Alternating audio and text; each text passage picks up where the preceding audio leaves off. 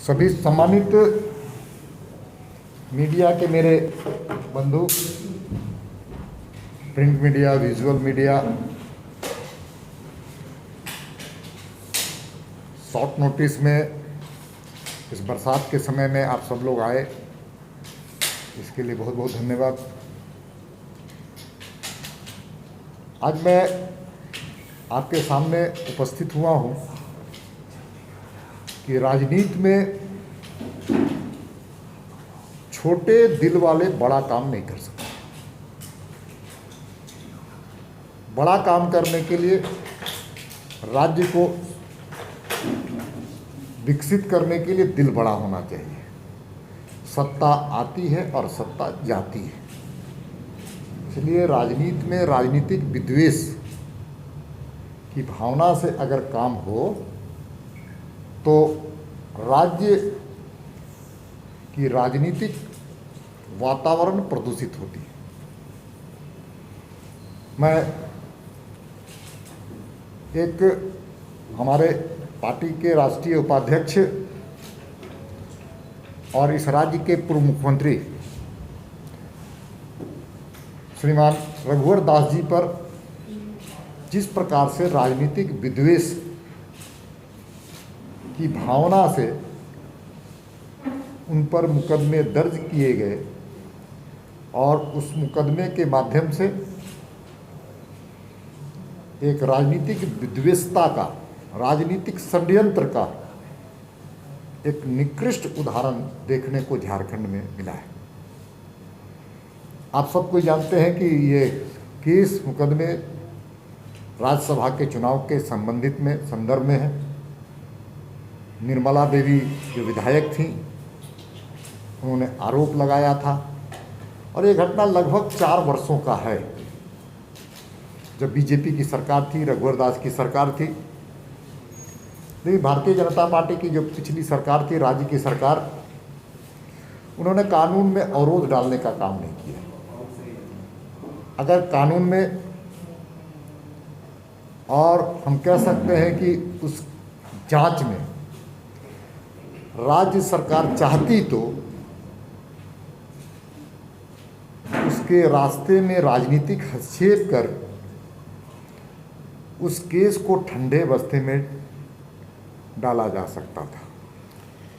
लेकिन भारतीय जनता पार्टी की सरकार इन चीज़ों पर विश्वास नहीं करती, इसलिए पिछली रघुवर दास की सरकार ने इन चीज़ों पर विश्वास नहीं किया।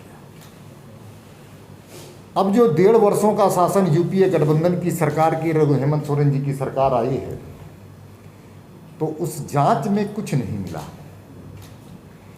तो नए धाराएं डाल करके और नए षड्यंत्र करके उस केस को राजनीतिक शत्रुता, एनिमी का एक उदाहरण उन्होंने दिया है। मैं इसलिए कह रहा हूं कि अब सब कोई जानते हैं कि भारतीय जनता पार्टी को न्यायालय पर पूरा विश्वास है, कानून पर पूरा भरोसा है, और हम न्यायपालिका और कानून के रास्ते में अवरोध करने वाले लोग भी नहीं हैं। न्यायालय में दूध का दूध और पानी का पानी होगा, ये मैं मानता हूँ। लेकिन जिस प्रकार से राज्य की सरकार का चरित्र है, उसको मैं उजागर करना चाहता हूँ। आप सबको जानते हैं कि कानून के संदर्भ में जो पीसी एक्ट अलग से लगाया गया अभी हाल में, जिसको प्रिवेंशन ऑफ करप्शन एक्ट कहते हैं, उसमें सीधी सी बात है कि जो क्राइम कमिटेड होता है, जो क्राइम हो चुका है, उस पर ही पीसी एक्ट की धाराएं लगती हैं, वो भी खत्म हो जाएगा।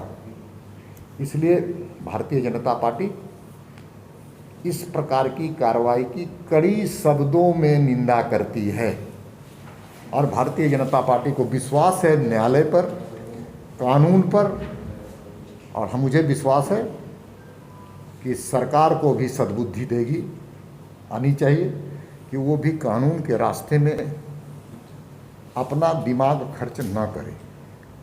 कानून पर जो उत्पादन किया था, उसकी हाथ में अब तक पैसे नहीं आए। केंद्र सरकार के द्वारा भेजे गए खाद्य सामग्री, नरेंद्र मोदी जी के द्वारा भेजे गए खाद्य सामग्री कालाबाजारी हो रही है। कांग्रेस के मंत्री जिस विभाग में सबसे ज्यादा करप्शन भी उसी में है।